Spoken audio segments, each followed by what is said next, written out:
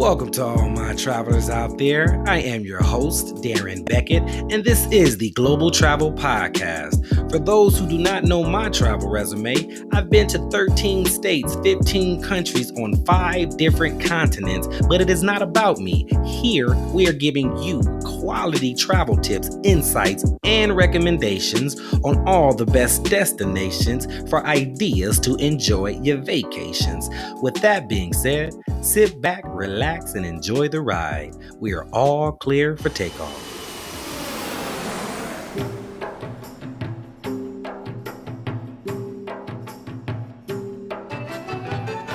All right, ladies and gentlemen, before we reach our destination, make sure you guys hit the subscribe button, click the bell, and if you can do me a favor, if you can go into the comment section below, type in the words, "I got my ticket," and at the end of the show, I'm going to come back, I'm going to respond and see how your experience went with us, okay? So with that being said, on today's episode, we are taking a trip to Malaysia. So make sure you got your passports, your earphones, and something to snack on. We have a very special guest here with us today, but before I introduce him, let me just say this. Now, this individual right here has been to a ton of states and a ton of countries. He's been to 23 states to be specific and 37 countries. So if Malaysia is on your list, you definitely want to pay attention and listen up. Without further ado, let me introduce you to my boy, Marcus Burgess. What's going on with you, brother? Hey, good morning, Darren. How you doing? Doing well, man. Thank you for stopping by, showing some love, man. We definitely my pleasure. Thank you for having me. Yeah, yes, sir. It looked like you've been to some Asian countries, because that's one of the things I picked up being in Asia. Were you in any Asian countries out of curiosity? China. I've been to. I'd have to look at the list of names because after a while you just forget how many. But yeah, I've been to a few Asia. Yeah. And that's one of the things I picked up. I was in Thailand. It's one of those things you have. It's a whole little. You have your elbows in. You bow down. It's like a thank you or a hello or what have you. So it's depending on the culture you're in. So that's kind of like what they do over there. But anyways, before we get started into the travel, tell us a little bit about yourself. Who are you? What's your name? All that. Your IGs, hobbies, whatever it is. Tell us a little bit about yourself, where you live, all that good stuff. Definitely, man. Well, I'm Marcus Burgess, like Darren introduced. It's funny, he said tell about myself because I feel like I'm just, a regular guy, and segueing into traveling. I like to use that kind of like as my tag to encourage people to travel and just let them know that no, I don't travel for my job. My job isn't travel based. I'm not rich at all. I'm just somebody who, I work, I save, I game plan, and I travel. So that really makes it easy. And again, it lets people know that you can do it too, no matter what your salary is, no matter what your budget is. I live in New York. Grew up in New York, grew up on Long Island, live in Queens now. So the city / suburban life, I've known it my entire life. I actually work in operations. I'm a director of operations now for a community health center. And fortunately enough for me, we work remote, since the pandemic started. So that's kind of helped with my ability to travel because I can, work globally. But even prior to that, from a traveling point of view, that's my number one hobby. I love to travel. It's mentally healthy for me. I've taken a lot of mental health breaks just by traveling.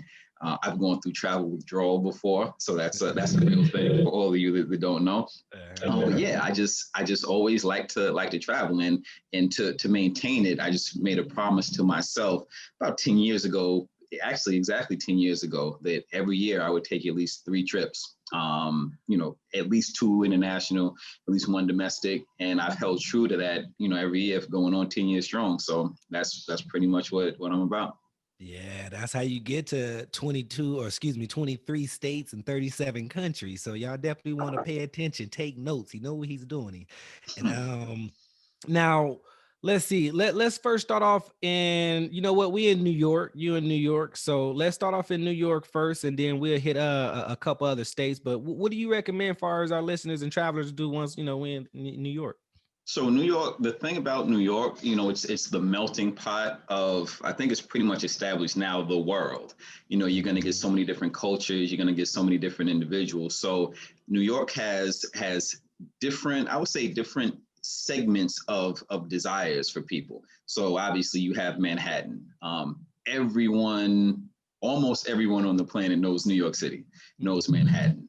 And the thing about New York is that the way you can transport yourself, there's so many different ways. There's subway systems, there's overground railroad, there's the bus system, whatever. So you can get to anywhere you need to go when you're in New York. And when you're in New York City, the restaurants, there's probably more restaurants than there are people in New York, types of cuisines. So you'll have, a diverse cuisine, anything for your liking you could find. From an entertainment standpoint, there's such a rich history in New York that yes, you have Broadway, you have your plays, you have Fifth Avenue, which is for luxury retail shopping and things like that. But what a lot of people don't know is that New York has a lot of walking tours. So a walking tour, it could be, and there are themes to it. So it could be a pizza walking tour, a cupcake walking tour, what have you. And in these walking tours, you just simply walk around New York City, and then you'll stop at different areas that are historic. And then on the way, you'll grab a slice of pizza if it's a pizza walking tour, or a cupcake if it's a cupcake walking tour. And it's not too expensive either. So if you're traveling into New York and you think it's just about nightlife and you don't know what you want to do during the day, then just simply book a walking tour. That's 3-4 hours out of your day. You learn a lot, and then you get to eat some good food as well. So New York City, that's there's just so much to do there. Now, if you want to get away from like the hustle and bustle, New York has, especially during the fall season, some of the best foliage in the world. So you can take foliage cruises. You can go up to a place called Bear Mountain, which has a lot of good hiking trails, just beautiful foliage that is really picturesque and Instagram worthy, things like that. And then just really, now that technology and social media is big, you can just Google things to do in New York and you'll come across the things that I mentioned, but then just so much more, museums, art galleries, pop-up shops. It's the list truly is endless of what you can do in New York, not only New York City, but New York State as a whole. Yeah. I visited New York, and with everything you're saying is very accurate. It's a nice city. You have your different areas, your Manhattan. I was in Brooklyn and Bronx and all that. New York. So yeah, it's definitely nice. And the food, it's endless food. The culture, Hmm. it's a lot of diversity, a lot of different foods you can choose from. It's like Absolutely. you don't run out of options. You don't Not run, at all. and that's Not I'm at a foodie. all. Everywhere I travel, I love to travel. I love to try the local cuisines. And then Yeah. any mom and pop or hole in the wall, so to speak, non-chains that you recommend folks to like, you got to stop here if you in New York or wherever. Um, you know what? And you did say Brooklyn, and for all you listen, shout out to Brooklyn. You guys don't run up on me when you see me. From a mom and pop perspective, there are so many that it's tough to just name one on the spot because there's sections in Brooklyn where the entire block is just that. They actually started a movement. It's a social media movement, and I think the hashtag, and I might have to look it up, but it's shop Brooklyn, not Bezos. And it's not a knock against Amazon, but it's saying that there are so many small businesses, small pop-up mom and pop shops that are in the area that give them a try, give them a shot. The vintage stores, stores that are selling some retail things, but people just decided to start their own businesses, and it was a dream of theirs. So specifically, shoot, it's tough to just name any off the top of my head, and I apologize, but really everywhere you walk, really in Brooklyn and places like Queens, really in the boroughs, you're going to find those little stores that are your neighborhood gems. So yeah, and if I come back for part two, then I have a list for you guys. But yep, cool. Much appreciated. So New York was fun. Y'all know how New York is. You definitely got, ways to travel, got your metro and whatnot, taxis.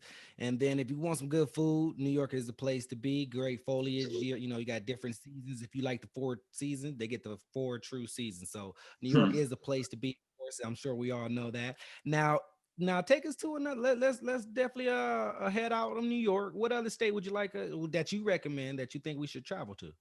So, and since we talked about foliage, one thing that I really discovered in recent years is just our northeast region of the country, how beautiful it is in September and October. So Vermont and New Hampshire, guys, if you can just Google Vermont or New Hampshire foliage, just Google that, look at the images, and the images that you see, some of them may be filtered, but a lot of those are actual authentic pictures of what people post when they show the foliage. That's something where I would tell anybody on the world to make a bucket list to actually come and see yourself. And for those of you that don't know what foliage is, it's when the seasons change from summer to fall, and the temperature brings about the different color leaves. So your oranges, your dark reds, your burgundies, your greens, just the mix of those. Whereas it can be as closely described as a dark colored autumn rainbow as possible. There's so many vantage points that you see in Vermont, in New Hampshire. So the number one place that I know is called Stowe, Vermont. There's a lot of bed and breakfasts out there. There are a lot of hotels that are out there that the thing about it is you do have to book at the right time, up to, a couple of weeks of advance, because there's peak foliage seasons and peak foliage times. But when I tell you, if it wasn't on your list before to go to Vermont or to go to New Hampshire for fall foliage, you have to do it. And then if you don't want to take my word for it, like I said, just Google it and look at the images that you're guaranteed to see if you pick the right time. And it's going to be something that if you're not inspired to travel to see different things that you're not used to, a trip to Vermont or New Hampshire during the fall will definitely inspire you to do that. It's just unbelievable, breathtaking, awe-inspiring, spiritual, everything like that. You'll definitely see it doing that. Yeah, and that's definitely something to all my travelers out there that are in California.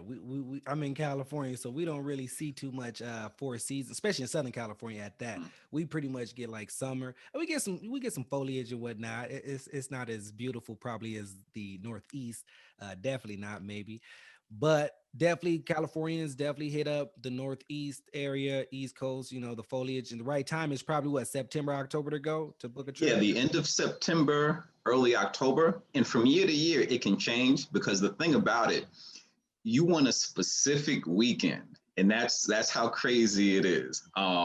So, September 28th through 29th one year, the next year, it could be October 10th and October 11th. But they really, it's so deep that they have professional meteorologists who dedicate themselves just to do predictors on what time is the best to go, and they have peak percentages and so on and so forth. So it's an industry all in of itself that, again, you just really don't hear about it when you think about travel. When you think about travel, you think New York, California, Paris, England, so on and so forth. But Vermont and New Hampshire, foliage, fall season, and foliage, for those of you, FOLIAGE, I'm telling you, please, if you don't do anything other than subscribe and comment, Google fall foliage in Vermont and New Hampshire, and you won't be disappointed. Man, now I feel like I need to go, man. I think that's something that's on my bucket list now. It wasn't Vermont. I'll be all 50 states is on my bucket list, but I think you didn't move Vermont up on that list. I definitely need to Yeah, go in the late September, October time. So I you have definitely to. got that noted. Definitely noted. Now, okay, cool. So we've been to Vermont. We've been to the Northeast region. That's the time to go, is during the fall time. So late September, sometime in October, early October. You Yep. definitely want to try that. They even got meteorologists and all that scientifical stuff, and they do all that just to make it special for you. So you definitely want to look into it, Google it, just look at the pictures and whatnot. If that doesn't inspire you, like Marcus said, then I don't know. I don't know what to tell you. But yeah, so that whole region was fun. Marcus, where else you got us going? What's the next state on our list? So I would say I have family in Colorado, Mm-hmm. and a lot of people know Colorado. The state nickname, quote unquote, is the Rockies because of the Rocky Mountains. Though those, beer drinkers, Coors beer is based out of Colorado, and the Rocky Mountains are something that are almost as close as picturesque as foliage in Vermont and New Hampshire. I mean, it's not as beautiful, but it's something that is awe-inspiring if you've never seen snow-capped mountains before. A snow-capped mountain, it's one thing to look at a picture of it, but it's a whole nother story to actually be there and see it up close and personal. So Colorado, it absolutely has them. It has some of the best ski resorts that are out there in the country. And it's not necessarily where you need to be an avid skier. You don't need to know how to ski, but some of the resorts that they have, where they have the ski lifts, where they have the fireplaces, where you bundle up and you go have your hot chocolate. You can definitely do that. And just from similar to New York, from a metro point of view, Denver is like a metro city where you have number one, you have your sports teams. So you have the Denver Broncos, you have the Colorado Rockies, you have the Denver Nuggets. So you can go to a stadium, you can go to a sports game. In downtown Denver, that's kind of like the city part, where you have a lot of different restaurants. There's a huge Southwestern influence, huge Mexican influence in Denver. So there's very, very good Mexican food. They have exotic meats because of the big game hunting there. There's actually a restaurant, the Buckhorn Exchange, which serves a lot of exotic meats, like I don't know if they have kangaroo, but your kangaroo, your rabbit, your turtle, and don't freak out. I like to try different things, and I know with COVID, the rumors of it coming from eating the bat. I get it, but there's a lot of good game meat out there that's very tasty. So Colorado has one of the best ones in the country called the Buckhorn Exchange, and then just really overall, if you're into cold weather in different seasons, it does snow a lot in Colorado. So that's why some of the ski resorts are so good. But the summertime, it also gets pretty hot. And I don't know if any of you can relate to this statement, but when I went to one of the years that I went to Colorado and just really looked around and just soaked in the atmosphere, I said, this is a really clean place. And I know that sounds funny to some people, but you can really tell how, the public service from a sanitation, from a street level point of view, it's a lot different from New York. So I don't know if it's like that just everywhere, but it was very clean. So I recommend Colorado to go to as well to visit, if it's just for seeing the Rockies, just going to a sporting game or going to a ski resort. Yeah, definitely Colorado's on my list, to be quite honest. I think that for you skiers and snowboarders out there, that may be a place to go, of course. And then, of course, you can try, different sporting events that they got going on, whether it's basketball or baseball or what have you. They also have some different, different foods. So try out different foods, try out the local foods. Even if it's something you're not used to, definitely try it out. I always try to recommend folks to try out the local cuisine. So that makes sense. And so now we visited a few places here in the United States. We have a little ways before we get to Malaysia. But Marcus, what is the first country we stop into? What do you recommend us to go to first? So first country I would recommend, and it is funny because out of the 37, a lot of the trips that I've gone on, when people will say, what's your favorite? It will be very hard for me to answer, just because there will be certain meanings behind different trips. I would say from let me look at the history of this planet, of the world. Going to Egypt was really, really groundbreaking, because similar to what I just said about going to Colorado and looking at the Rocky Mountains and snow-capped mountains, when you wake up in the morning and you look out and you see the Great Pyramids of Egypt and you see the Sphinx right across the street from you, right in front of you, there's nothing that can duplicate that feeling. And it was just amazing to know that these structures are here for thousands of years. They still don't know how they were built and so on and so forth. But for you to be able to get up and go see them and go in them, that's something that you just can't duplicate that feeling. Another place that I just simply didn't expect, and I did it as like an inside joke for my family and friends, was a trip to Russia that I took. So what I would say about Russia is amazingly beautiful. Okay. From a Quick yes. question. Let before we hit to Russia, let because I know some folks want to know some more things about Egypt. So we got the Oh, pyramids, we got the Sphinx. sure. What is there anything else to like try as far as to experience or any food that you would recommend in Egypt? Yeah, so to try it, so Cairo, the pyramids and the Sphinx are in Cairo, and the Mhm, Cairo Museum is world famous, and it has a lot of that history. But mhm, there are, for example, Luxor, mhm, Egypt. It's a quick flight, quick trip from Cairo, and mhm, that has the outdoor quote unquote museums that just have all of those main structures that you're going to see in your books and you're going to see in movies, things like that. So you have to go to Luxor if you're somebody who wants to see the full history of Egypt in a single destination, probably even more so than Cairo. Again, Cairo, mhm, you're going to get your pyramids, you're going to get the Sphinx, but for all of those structures, for all of those hieroglyphs, for just a lot of the tombs, so on and so forth, Luxor, Luxor, you're going to want to go there. Then, from a resort point of view, if you're somebody who just really likes the beach and you want to travel, don't think Egypt is solely, desert type of climate. If you go to Sharm el Sheikh, there's a marina there that is something that you want to go. It's not like the French Riviera, but it is a marina where you're going to get that beach life. You're going to get those boats and those docks and things of that nature, where you're really going to enjoy that vacation, where you just get to lay out and you get to tan and you get to go on the beach and you don't really have to worry about the hustle and bustle of the city.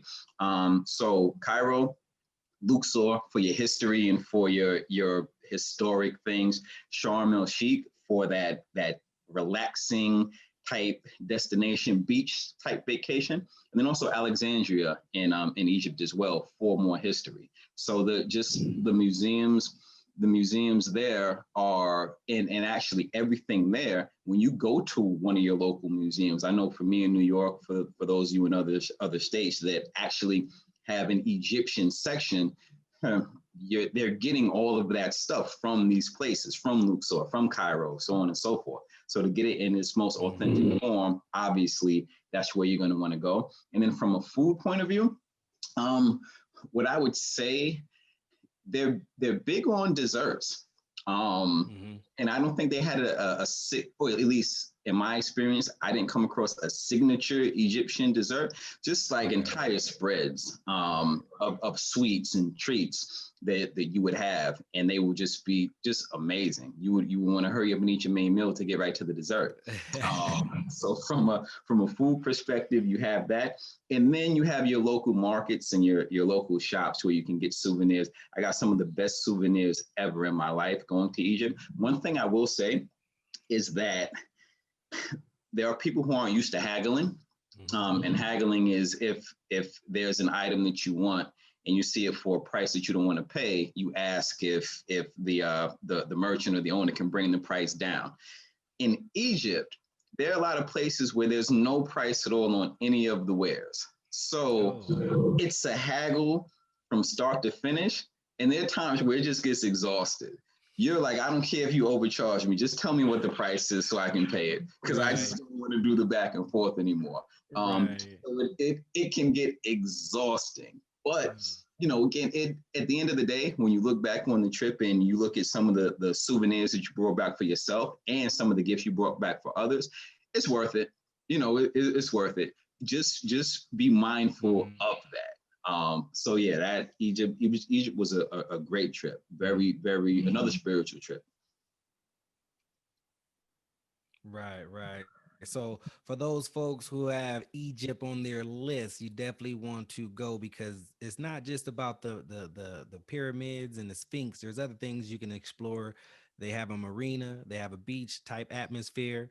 They have different, if you're a pastry type of person, they have different pastries, all kind of pastries that you can just try something different. So definitely try out Egypt, and it doesn't sound bad. It's definitely on my list. If you like history, like culture, you definitely have to go to Luxor, if I'm pronouncing that correctly Yes, or not. I don't know, yes. but you know what I'm talking about. So yeah, you definitely want to try that out.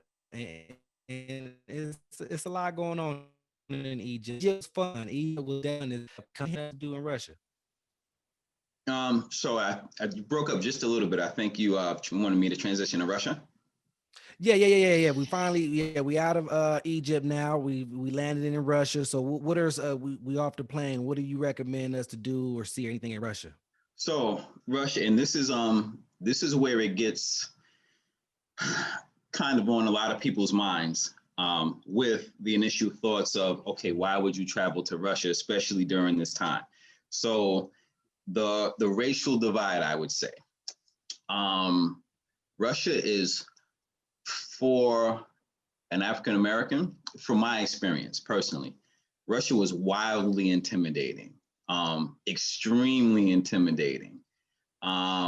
It would be where I remember and also there was nothing in English at all. So the ATM, they have an option to select different languages. None of them are American. Luckily, there was the United Kingdom option, but there's no English anywhere in Moscow. And I say anywhere as it's definitive. I wasn't there that long or that many days to know it, but from my experience, there was no English anywhere. So you really, if you're going to go there alone, have some travel experience to be able to know, okay, you know what, let me get my bearings about me. Let me stop moving. Let me gather my thoughts and let me think my next movement through. Because if you're taking public transportation, you can get lost because some of the letters are like symbols out there, and it's tough to understand. Asking for help, English is not a second, third, or fourth language in most cases, so it's going to be tough to get the help that you need, directions, so on and so forth. So if you go to Russia, and I do recommend, with all of that said, I do recommend it. Always have guided tours for everything. And then if you're going to venture out yourself, just make sure you've already pre-mapped out your destinations and things like that. So a guided city tour to Moscow is definitely essential if you're going to visit there, because you're going to get to go to the Red Square. You're going to get to go to the Kremlin. You're going to get to where currently now is Putin. You're going to get to go to where his building or his office is. You get to go to some of their shopping centers. You get to go to some historical sites that are very historic. Some things about Napoleon who tried to invade Russia, and a location there where they strategized to fight against him. Very, very, very cool stuff. And when I was saying about how beautiful it was before, how intimidating it is, you truly respect it. And just walking through Moscow, you see why Russia and the United States are superpower rivals. You can see why they're neck and neck in terms of wanting to be the number one nation on the planet. Right. It's wildly intimidating, but it's also wildly beautiful, and you respect it so much because, again, you can see it, you can feel the tension, but I really respected the place just for seeing what I saw. And again, there's nothing political about it at all. Nothing that is saying, oh, he's praising Russia and, the conflict we had. Nothing like that at all. This is just from a traveling perspective and knowing all of the places that I've been. I've never felt as comfortably uncomfortable as I was in Russia, but not to the point where I was fearful for anything at all. So I don't want to put that out there, but it was an amazing place to visit and to go to. They did have a McDonald's, a pretty popular McDonald's. So you know what, if you're struggling out there, you can just run to McDonald's. But Russia is known for, so one thing that I can say that they're known for, just from a retail perspective, Russian vodka and caviar. So caviar was in so many different stores that I went there. They sell it by the weight. expensive and inexpensive, but it's definitely something you want to try. And then just some of the vodka you can go on, if you happen to drink vodka, they have vodka tasting tours that you can go, and you could just really taste the difference in the authenticity of a lot of them. But yes, and then of course the Red Square and the Kremlin, which are those buildings that everybody sees that have the giant like balls on the top of them, and the top shapes like Hershey's Kisses. Just that section to go and get your pictures and for your memories and things like that, you'll never forget it. So surprisingly, yeah, Russia, I was wildly impressed, and I respected and appreciated. Nice. Yeah. So what's the weather like in Russia? What can folks expect? Is there a better time to go in some parts of the year than others, or what's that's like? Yeah, there definitely is a best time. When I went, it was freezing. It was absolutely freezing. It was cold. That's the location of Russia is a military strategy. It's funny, I mentioned about Napoleon. They actually used that strategy when they defeated Napoleon, on how cold it gets. I went. I forgot what month I went, but I would say just like really anything else, the number one thing that you want to do when you travel, or one of the top, is to just Google the weather and climate and just precipitation levels for when you are traveling. So Russia, all I can say, and I'm all for in the months, but their winter, if you're not going there to experience winter, then go at a different time, because Right. it's going to be below freezing temperatures. It's just going to be wildly uncomfortable if you're not somebody who wants to experience the cold, because it's a cold that you don't really experience anywhere else. Yeah. Yeah. So if Russia's on your list, you definitely want to take advantage of it. You definitely want to Google the weather, see what that's like first and foremost. That may be a little important, especially for us California folks who complain when it starts to get to 60 degrees. So if you are interested in some good food, they do have some different food. We have caviar for those folks who are interested in caviar. And we have some other things that you can try out there in Russia as well. And if you like history buff, definitely take Absolutely. a walking tour or a guided tour in general when you're in Russia, especially if you're by yourself. That's something if you don't speak any, the languages. You only Yeah, speak English or a language that's not spoken in Russia. You definitely want to do a guided tour because everything is you don't really have too many options in English, but you do have a UK option, which is I guess close enough. And so, yeah, Russia is definitely put it on your list if it's not already. And then, of course, Black folks, don't be afraid of it. Go ahead and experience it, try it out. You never know. It might be something you actually like. So, yeah. Now it looks like we are officially landed in Malaysia. So we are off the plane, stretching our legs. We are ready to hit the ground running. So now that we're here, what is like the first thing you recommend us to do in Malaysia? We'll be here for a little bit, so take your time. yeah. So I went to two locations in Malaysia. First, I went to Kuala Lumpur, which everyone calls KL. Kuala Lumpur is the city part of Malaysia that you're going to want to go to visit if you are traveling for a vacation, or if you're going to want to travel just to go to a location that you've been interested in trying, because a lot of people, they travel there, they go for the Petronas Towers. The Petronas Towers, they're like, I would say, like they are twin towers, and they are breathtaking to watch at night. Some of the most famous skylines in the world are Malaysia, New York, Dubai, so on and so forth. So just that skyline with those towers lit up and just really just bursting up from the ground, it's an amazing sight to see. They are an amazing sight to see.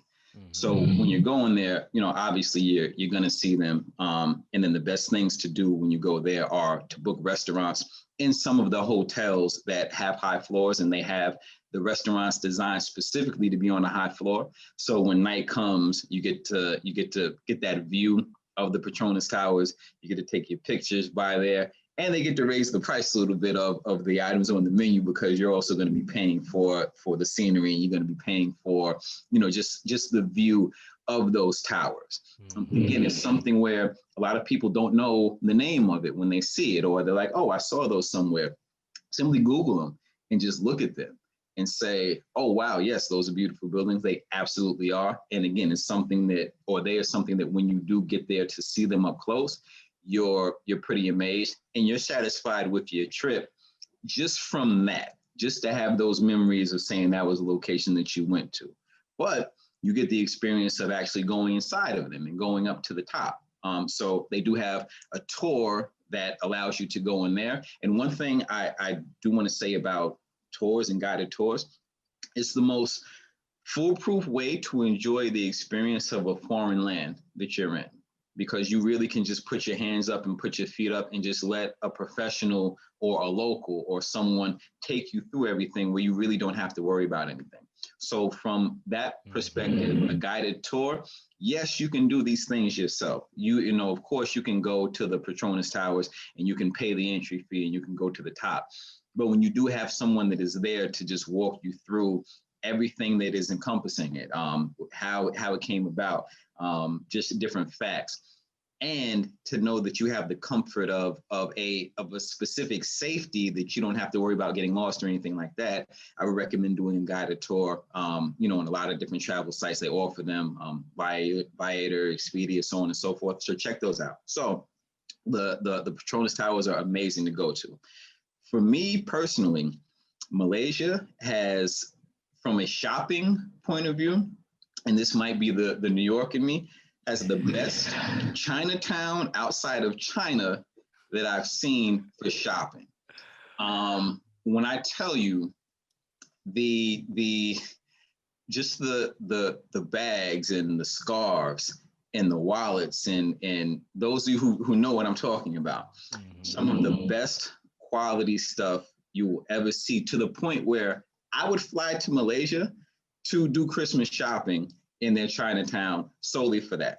Wow. The stuff is so impressive because of their location, to China, or to the different areas that they can import these goods. And it's just an entire block or an entire strip for you to go shopping. So for those who are in have been to New York, who know your Canal Street or your areas like that, where you do your shopping for your quote unquote designer bags and your things like that, Kuala Lumpur's Chinatown is worth it in and of itself if you're looking for that. And when I tell you, again, the wares are absolutely phenomenal. Definitely check those out. And then just from a city life, because they have ride sharing and they have just different public transportation options, Kuala Lumpur is very easy to get around. There are a lot of different markets and a lot of different stalls where you can go. And one thing that I did and one thing that I really enjoyed was just a strip or a street that just had all of these outdoor restaurants. And they were big on things like different seafood and just different options that I never had before. You really go to all these different markets and you just sit there and you just eat and you just enjoy things that you haven't had before, or a lot of common things that you've had. And the atmosphere is bustling. So it's similar to something like being in New York or being in a metro area where you're going to have high traffic areas. You're going to have shopping malls. You're going to have those restaurants, a big restaurant scene. You're going to have your entertainment. You're going to have clubs, karaoke bars, regular bars, nightlife. Kuala Lumpur has all of that, and it's very American friendly. The people out there, they do speak English, so it's not really hard to navigate the city at all. When you go to your bars, a lot of them is catered in the entertainment. It's based on popular American music. So you're going to have your local music, but you're not going to feel out of place if you are traveling from the States and you're going to go out for nightlife. You're going to see it. And then just the different culture that's there, you're really going to appreciate it because there's that Southeast Asian type culture that they have there where the fashion is going to be very similar to what we see over in the States, but then you're going to see some different local outfits, and all of it is going to be merged together to give you a truly unique experience. One thing that I would say when it comes to staying there, there are so many different hotels to go to that you can really take your pick. But, and this is actually a general statement, and not just for Malaysia and Kuala Lumpur. This is just a general statement. My thing when I travel is that I have to know that my hotel is a good hotel, because when something breaks down, when you're in a foreign land, you want to be able to make sure that the place where you're sleeping and you're resting your head is a place you can stay from start to finish and be completely comfortable. You can order into or out for room service. You can have your luggage there and you know it's safe and secure. You could have a safe deposit box, and you can have a concierge that can give you exactly the places to go that are safe and that aren't safe. International travel, there's just a lot of uncertainty to it, especially when you're not from the region. So to have a good concierge, and I'm saying this because I had a great concierge at the hotel that I stayed at in Malaysia, could just recommend everything for you, not only to do and what you shouldn't do as well. Mm-hmm. So again, in KL, that was just a great place for you to go, to get that view over the Petronas Towers, to go shopping as well, and then just to see the city life as well. The second place in Malaysia that I went to is called Langkawi, and that's the beach destination of Malaysia, or one of the beach destinations where you're going to go, and then you're just going to really relax and enjoy your hotel, because a lot of the hotels there are beachfront hotels, or places where you can go and you can just wake up, you walk out to the beach, and you just see beauty. You just see just amazing weather. You see beautiful sunsets, you see beautiful sunrises, and you just get to really relax and kick back. So my experience there was on the two fronts. It was the city life in KL, and then it was Langkawi, which was, it was just breathtaking, because in the hotels that I stayed at the St. Regis, and I stayed at a Ritz-Carlton. And kind of segueing back to my travel experience again, those are two of the most high-end hotel, chains from the Marriott that there are. But I'm not a rich guy at all. I just have a lot of loyalty points, because whenever I go, I make sure I stay at one of these places to accumulate my points. So I end up not really paying for anything. But when you go to these hotels, they're naturally going to be good because of the brand. But in a place like Langkawi in Malaysia, the beach destinations where when you're either alone or when you're together with your friends and you say, okay, well, you know what, we've been to Miami, we've been to, Puerto Rico, the Caribbean, Aruba, so on and so forth. Where else can we go on the world where we want to pick up a unique passport stamp, a unique experience? Langkawi in Malaysia is a place that you should go, you should visit, because of the beaches that are there, because of the experience that you're going to get from the people, the authentic foods and fruits and things like that.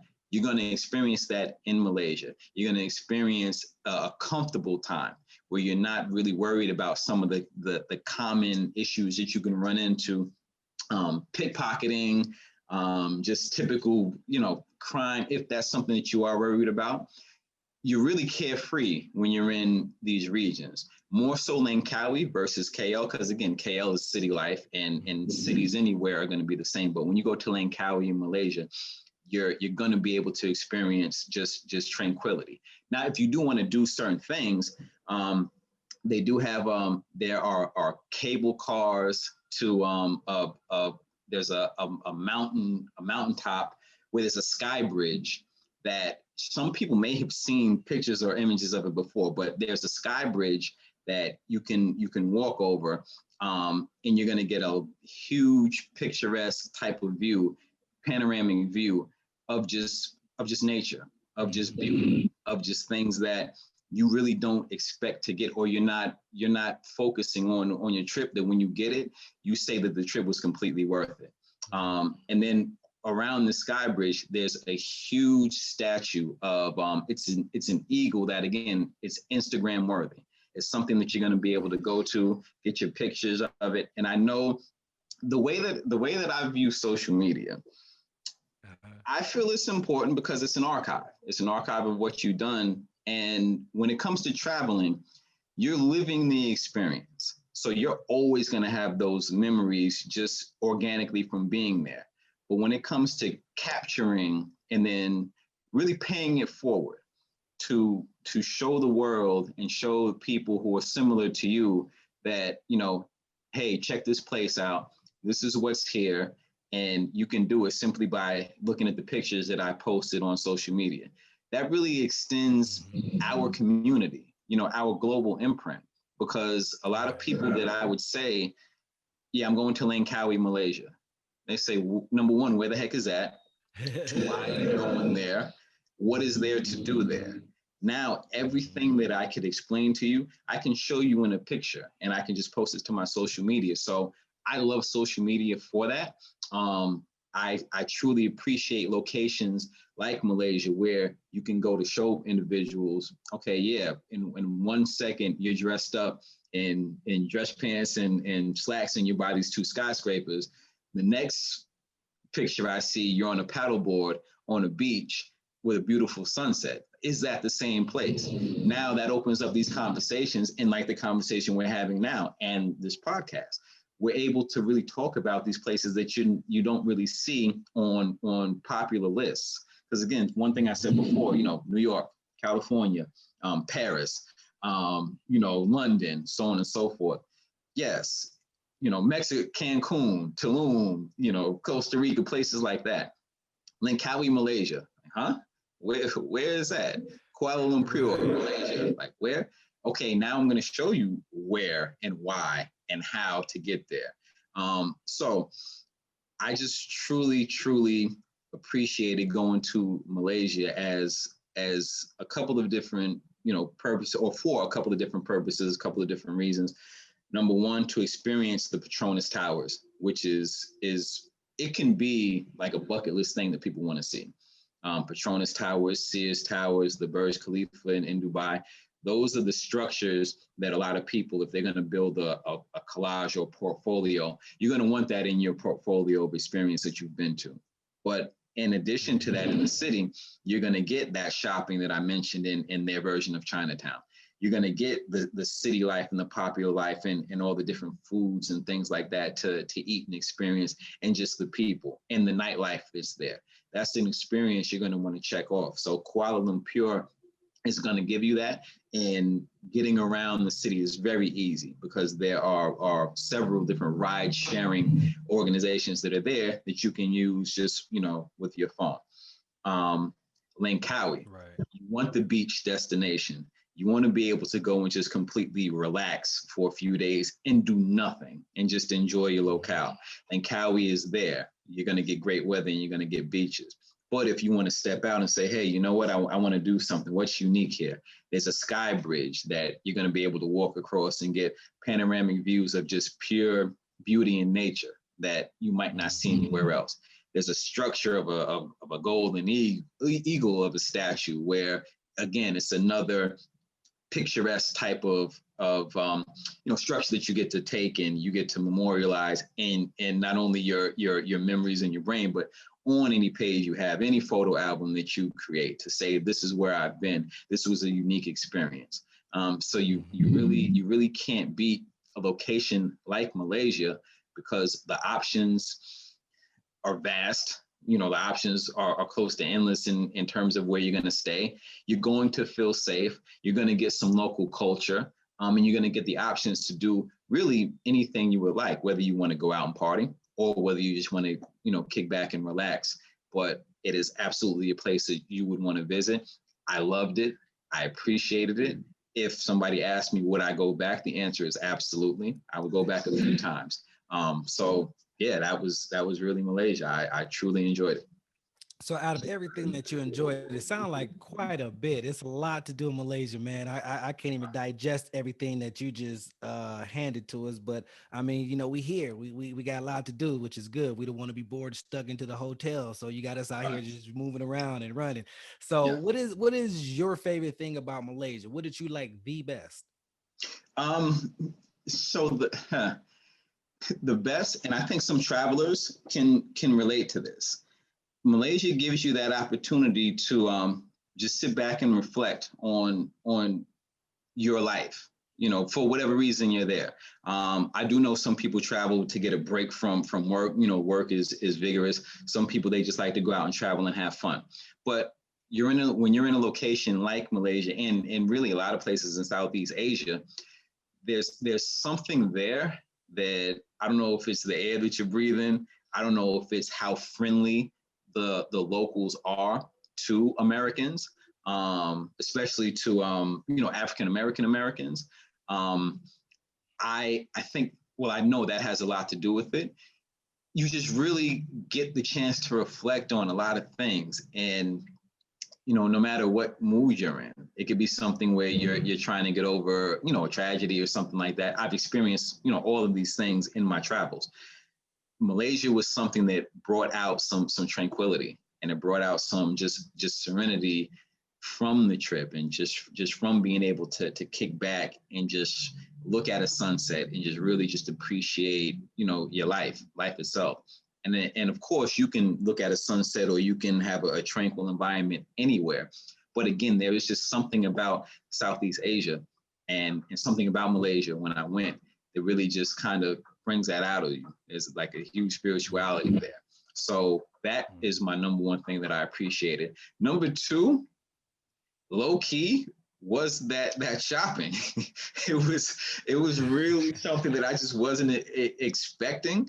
There were a couple of people, like my grandmother in particular. She was pretty happy at Christmas. So yeah, so it and again, that was in Kuala Lumpur. Um, yeah, I just really enjoyed that, because it wasn't anything I was expecting.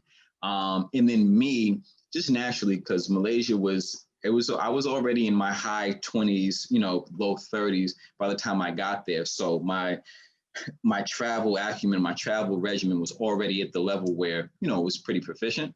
So the other things that I would say for those people, let's say Malaysia is your first country or your second or third country, those tours that I mentioned, those guided tours, those walking tours, is really going to open your eyes to why you shouldn't want to travel. And Malaysia is going to show you so much. Whether it's in the city, you do it in the city to be able to see all of the architecture of the buildings, the towers, in just a local area, or if it's Langkawi, just to go to the Sky Bridge, take a trip. They pick you up from the hotel, take you to the Sky Bridge. You're going to be amazed because you've never done anything like that before. See the structure of the Golden Eagle and be able to go get a picture there and experience that, and then go to your beachfront hotels and things like that. You're really going to appreciate the environment that you're in, and you're going to get an experience of the same experience as me, different experience as me, but you are absolutely going to get an experience from a place like Malaysia. Now, with all that being said, is there anything that you disliked about Malaysia? Um, no, nothing, not a thing, not a thing. And I know that you want to have something to give somebody to, when they listen to this and they go and they say, oh, he didn't say anything about that. But truly, no. Malaysia was fantastic. It was great. Okay. Yeah, it was great. It was better than what I expected. Okay, so Um, what type of traveler is it? Is it for like your solo traveler, your group travels, your romantic travels, honeymoons and stuff? What type of vacation is it for? All of the above, or what do you recommend it for? all the above. Because solo, obviously going to Kuala Lumpur, that's the city. So as a solo traveler, you can do you can do everything. You can go to your restaurants. You can go to a bar or karaoke bar or somewhere, the nightlife. You can go solo. That's not a problem at all. You can do your shopping, like I mentioned, my number one thing. You can take, go inside the Petronas Towers and take a picture of that. From Langkawi, if you want to go and you just want to have a self-reflective trip, and just relax and chill out by yourself, you can do that. You as a solo traveler, if you're not used to it, you may be more bored in Langkawi by yourself, just because it is more of a beach tropical destination versus Kuala Lumpur. You're not going to be bored at all, because that is the city, and the city life is bustling. But it's something where it can give you a lot of self-reflection, and there's enough to do from the things to see, like the guided tours, so on and so forth, to be able to maintain yourself if you're a solo traveler. Honeymoon, absolutely. Langkawi, destination, because of the high-end hotels that are there and the treatment that you would get from the staff who know that it is your honeymoon. They will take care of everything that's there for you. Again, go out right to the beach. The water is great. Then you can go into the different excursions that they have, and just really celebrate yourself there. And you're not going to feel it's an underwhelming honeymoon because of the luxury hotels that are there on the beachfront. So you'll be all set. So any type of, and first-time traveler as well. Those who are nervous and they're in a foreign land, again, they do speak English in Malaysia. So you're fine for that. And the people are just extremely nice, very, very nice, very accommodating. So you don't need to be intimidated by that. After you're there for a day and a half, I think you'll exhale and say, hey, you know what? I'm doing it. It's not that bad. So yeah, and all of the above that you mentioned, Malaysia would be good for, I would say. And it sounds like it's also safe, because there's a lot of not just solo travelers, but women solo travelers. So it Yeah. sounds like it's also safe for the women solo travelers out there too, because some cities and countries we don't really recommend too much to travel for women solo, but there's others who are safer, like Malaysia. It sounds like they that's a pretty good country to start off with, especially if you can do it as your first trip as well. So Malaysia, it sounds real good. I definitely, it's on my bucket list. Matter of fact, it sounds like it has to. My list is so long, man. I keep shuffling and moving them up, and I'm like, I don't know how we're going. I can't get to all of them at once. So, That you know what? That's what this podcast is for. It's until you get there, you get to experience it through others, and then we take it from there, and then we just keep building up the locations and the places. Bingo, bingo, bingo, bingo. Yep, well said. And so now, is there is there anything? Oh, I'm assuming you left from New York. How long was that flight about? So that's, man, you know what? I'm sorry, don't quote me on it. It's at least 12 hours, at least. Okay. Right. And it's probably more. I want to think something's telling me to tell you 16 or 17. It's far. Mm-hmm. It's far.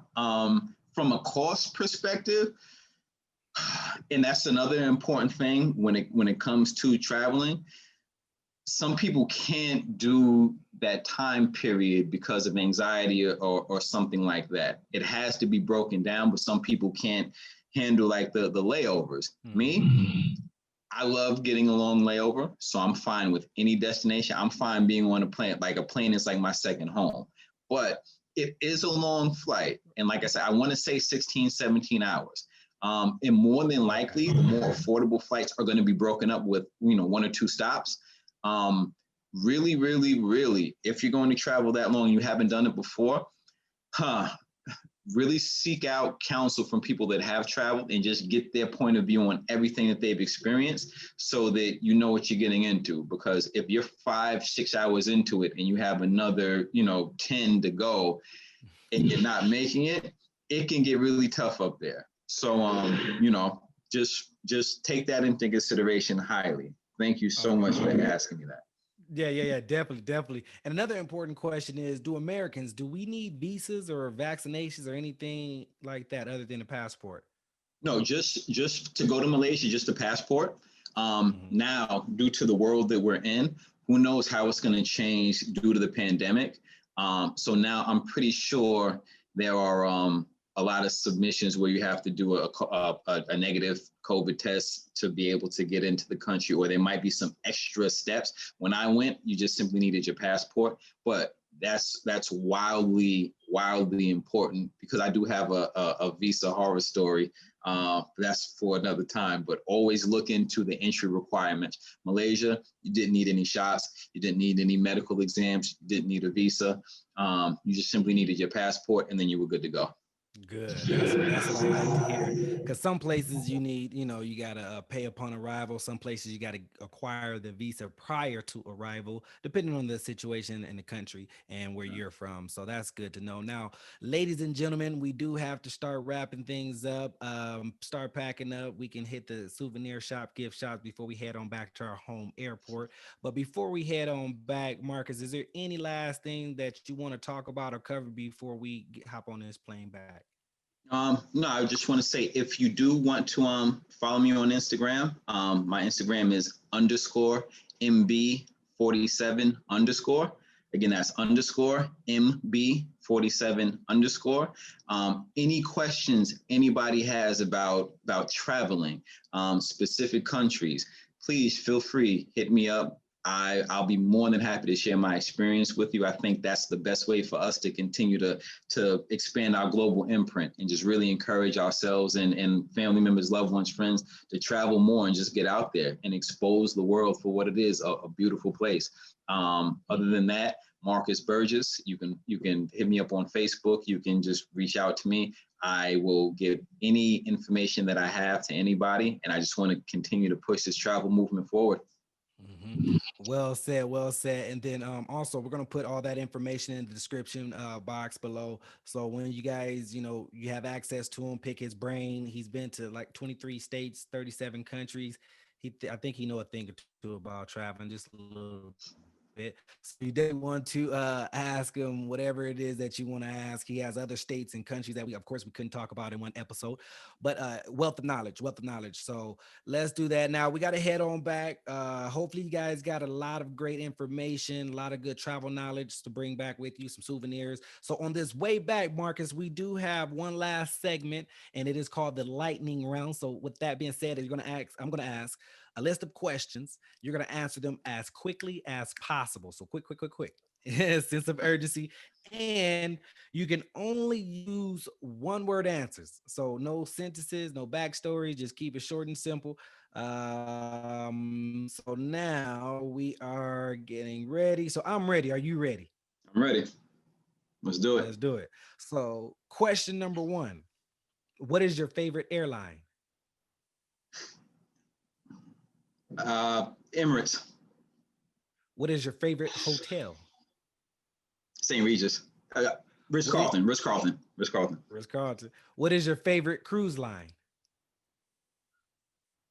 Celebrity. What is your favorite state? New York. What is your favorite country? Maldives. What is your favorite hotel booking site? Marriott.com. What is your favorite flight booking site?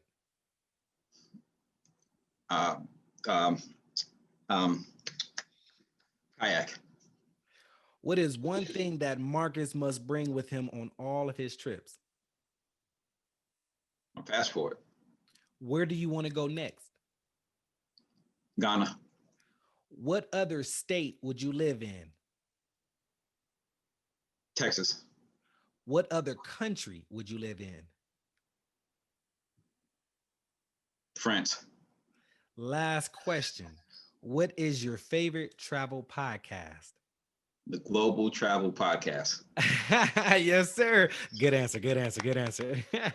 Much appreciated, Marcus. Much appreciated. Hey, man, thank you so much for stopping by and showing us some love.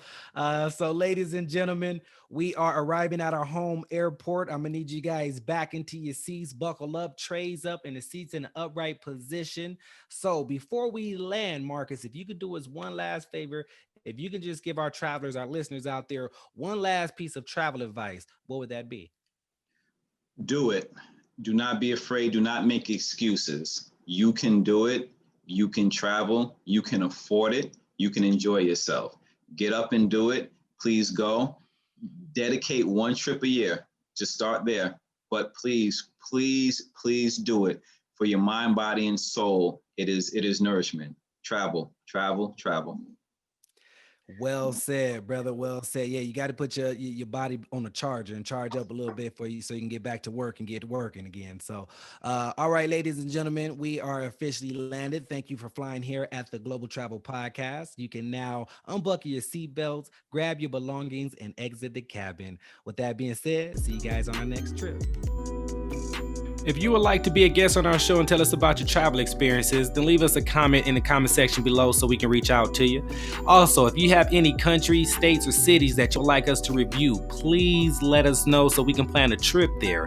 Lastly, if you got some good value today and liked our podcast, please hit the like button and click subscribe so you can travel with us again next time. So subscribe right now because you don't want to miss the next trip. With that being said, over and out.